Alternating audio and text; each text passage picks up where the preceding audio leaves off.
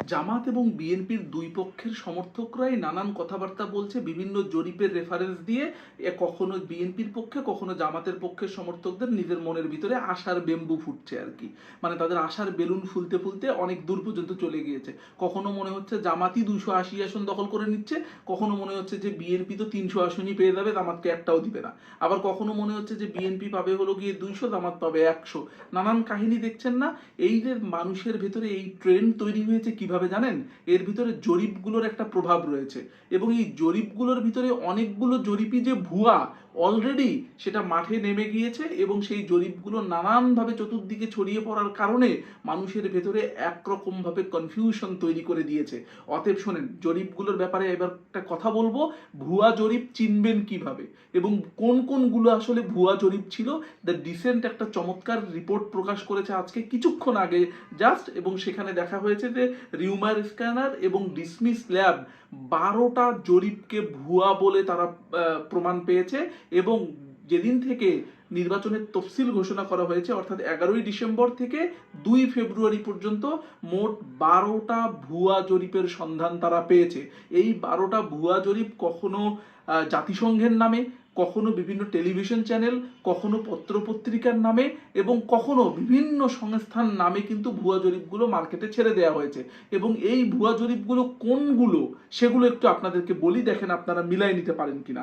12টি ভুয়া জরিপের 8টি ছিল এডিট করা ফটো কার্ড, 2টি জাতিসংঘের ভুয়া পরিচয়ে, এবং বাকি 2টি এআই প্রযুক্তিতে তৈরি ভিডিও। জরিপগুলোর 6টিই ছিল আওয়ামী লীগের পক্ষে জনমত গঠনের উদ্দেশ্যে। এছাড়া ইসলামী আন্দোলন বাংলাদেশ এবং জামাতের পক্ষে 2টি করে 4টি, বিএনপির পক্ষে ও বিপক্ষে 2টি করে জরিপ প্রচার করা হয়েছে। আমি সরাসরি চলে যাই জরিপগুলো কোনগুলো ছিল আসলে, তাহলে আপনারা মিলাতে পারবেন। হ্যাঁ, এইরকম ফটো কার্ড তো আমি দেখেছি, আমি হয়তো নিজেও শেয়ার করেছি। দেখেন কোনগুলো ঘটনা ঘটেছে। জনমত জরিপে সবচেয়ে বেশি এগিয়ে হাত পাখা।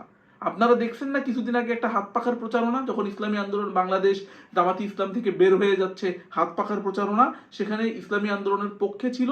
এবং ফ্যাক্ট চেক, এই ফ্যাক্টটা চেক করছে রিউমার স্ক্যানার, এবং এই ফটো কার্ড ছড়ানো হয়েছিল আমার দেশ, RTV এবং 71 টিভির নামে ফটো কার্ড চালানো হয়েছিল। পরে আসছে বিএনপি 240 থেকে 50 আসনে জয়ী হয়ে সরকার গঠন করবে, জাতিসংঘের জরিপ। এটাও কিন্তু অনেক বিএনপি পন্থী লোকেরা শেয়ার করেছে। বিএনপির পক্ষে রিউমার স্ক্যানার এই চেকটা করেছে, এবং জাতিসংঘ পরিচয়ে এই ফটো কার্ডগুলো জরিপগুলো ছড়ানো হয়েছিল। এরপরে দেখেন বিএনপির বিপক্ষে গেছে যেটা, 70% খাম্বা দখল, রিউমার স্ক্যানারের নামেই আবার এই ফটো কার্ড ছড়িয়ে দেওয়া হয়েছে। অর্থাৎ যারা ফ্যাক্ট চেক করে তাদের নামেও ফটো কার্ড ছাপিয়ে ছড়িয়ে দেওয়া হয়েছে বিএনপির বিরুদ্ধে। জামাতের আমির ডক্টর শফিক প্রধানমন্ত্রী হবে 99% মানুষ তাই মনে করে। এটা জামাতের পক্ষে গেছে, ফ্যাক্ট চেক করেছে রিউমার স্ক্যানার এবং আমার দেশের নামে ফটো কার্ড। দেখেন, জামাতের, এবং আমরা জানি আমার দেশের যে কোনো নিউজ আমার দেশ নিউট্রাল পয়েন্ট অফ ভিউ থেকে সাংবাদিকতা করার চেষ্টা করে, এবং খুব বিশ্বস্ত জায়গায় থাকে আমার দেশ। সঙ্গত কারণে আমার দেশকে ব্যবহার করে এই জামাতের আমিরের 99% প্রধানমন্ত্রী হওয়ার সম্ভাবনাটাকে মাঠে ছড়িয়ে দিয়েছে এই ভুয়া জরিপকারী প্রতিষ্ঠানগুলো।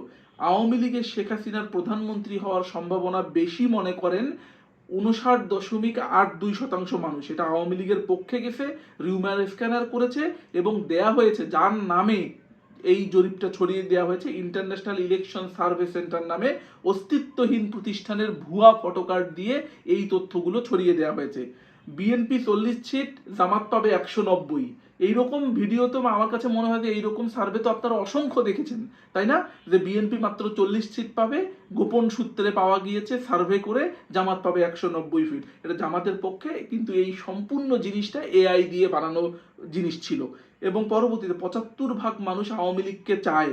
ভয়েস অফ আমেরিকার জরিপ, ভয়েস অফ আমেরিকার নামে আওয়ামী লীগের পক্ষে বয়ান উৎপাদন করার জন্য এই ধরনের ফটোকার্ড ছড়িয়ে দেওয়া হয়েছে। ডিসমিস ল্যাব এবং রিউমার স্ক্যানার, এনারা দুই দলই, মানে দুই প্রতিষ্ঠানই এটাকে ভেরিফাই করেছেন। আওয়ামী লীগ না থাকলে 65% মানুষ ভোট কেন্দ্রে যাবে না, এটা আওয়ামী লীগের পক্ষে। সময় টিভির ফটোকার্ড দিয়ে এটা দেওয়া হয়েছিল, কিন্তু এই ভুল ধারণাটা স্ক্যান করেছে রিউমার স্ক্যানার। দেশের 45% মানুষ হাত পাখা প্রতীকে ভোট দিতে চায়, আপনি মনে করে দেখেন ইসলামী আন্দোলনের পক্ষে সেটা গিয়েছে, এবং RTVর ফটোকার্ড ব্যবহার করে এটা করা হয়েছে। 60% ভোটারের পছন্দ আওয়ামী লীগ, 22% বিএনপি, 15% জামাত এবং এনসিপি জোট। এটা আওয়ামী লীগের পক্ষে গেছে, ফটোকার্ড ব্যবহার করা হয়েছিল এবং ডিসমিস স্ল্যাব প্রমাণ করেছে যে এটা একটা ভুয়া জরিপ ছিল। জাতিসংঘ বলছে জনগণ চাইলে আওয়ামী লীগ আবার নির্বাচনে ফিরতে পারে। জাতিসংঘের পরিচয় দিয়েও ভুয়া ফটোকার্ড ছড়িয়ে দেওয়া হয়েছিল। ডিসমিস ল্যাব এটা স্ক্যান করেছে এবং ভুয়া প্রমাণ করেছে। 67% জনগণের মতে আওয়ামী লীগ ছাড়া নির্বাচন হলে সেটা অবৈধ নির্বাচন হবে। ফটোকার্ডের থ্রুতে এটা পাঠিয়ে দেওয়া হয়েছে এবং ডিসমিস ল্যাব এইটার সত্যতা নিরূপণ করে বলেছে যে এটা ভুয়া জরিপ। এইগুলো এমন, তাহলে আমি বলি যে এগুলোকে যে ভুয়া জরিপ বলা হলো, রিউমার স্ক্যানার এবং ডিসমিস ল্যাব বললো যে এগুলো প্রকৃত জরিপ নয়, তাহলে মূল খেলাটা কোন জায়গায়? মূল খেলাটা হলো আমি একটু আগের জরিপগুলোর দিকে দেখি যে 2018 সালে কেমন জরিপ হয়েছিল। Research and development centre RDC নামের একটি প্রতিষ্ঠান গুলশানের হোটেলে সংবাদ সম্মেলন করে জরিপ প্রকাশ করেছিল।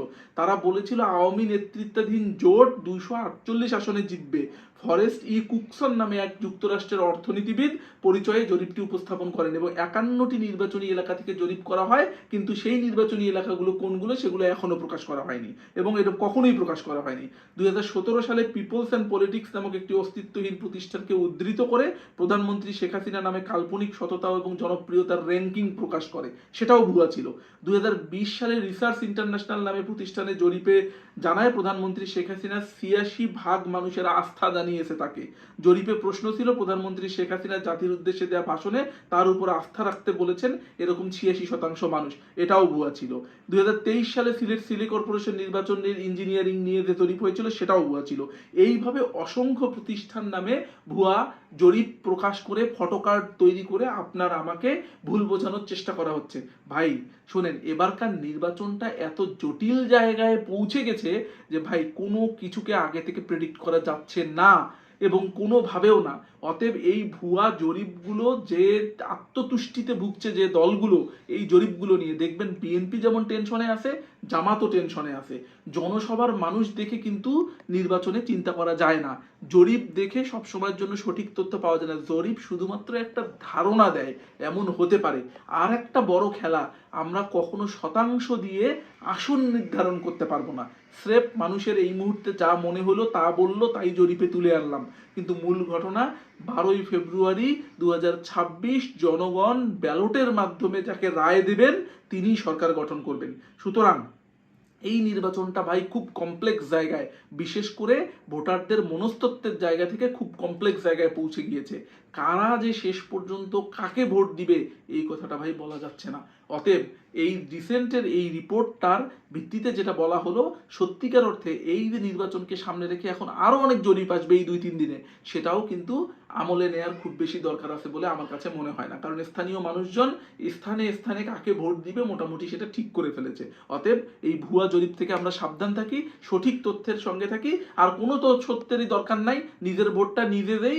12 তারিখ রাতের পর থেকে ভোট গণনা শুরু হবে, তখন থেকেই বুঝে যাবো যে কি হয়। একটা শান্তিপূর্ণ, অবাধ, সুষ্ঠু, নিরপেক্ষ নির্বাচন বাংলাদেশে হোক, মানুষজন উৎসব মুখর পরিবেশে ভোট দিক, তাদের জনপ্রতিনিধি তারা নিজেরাই নির্বাচিত করুক। ধন্যবাদ সবাইকে। আপনাদের মন্তব্য জানিয়ে দেন কমেন্ট বক্সে, শেয়ার করে বন্ধুদেরকে জানানোর সুযোগ করে দেন এবং সেই সঙ্গে নতুন যারা যুক্ত হচ্ছেন তারা সাবস্ক্রাইব করুন। ধন্যবাদ।